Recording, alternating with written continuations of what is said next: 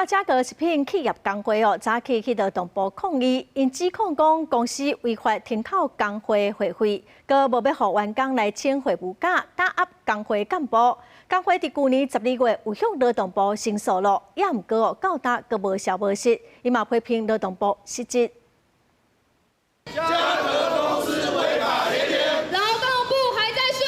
價格食品企業工會拜二佇勞動部頭前抗議，工會指控去年8月影響公司爭取福利，公司就開始對工會不利，唔但違法停扣會費，阻擋會務假，也打壓工會幹部。從去年開始，9月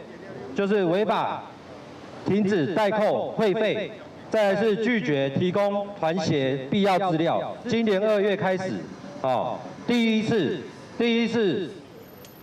直接拒絕我們會務假，在爭議期間不應該記我們曠職或是任何不利對待。但是我們跟他說完之後，他仍然還是記我們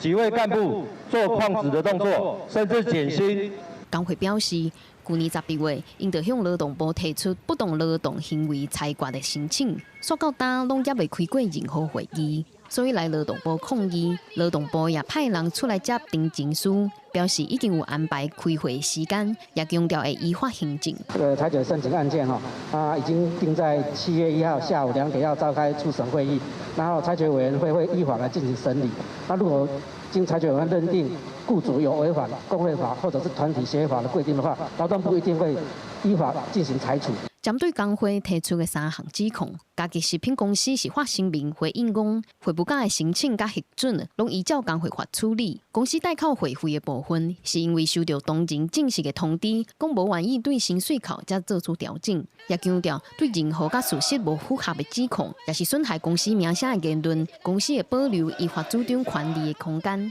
記者郭友基林秀凱台北報道。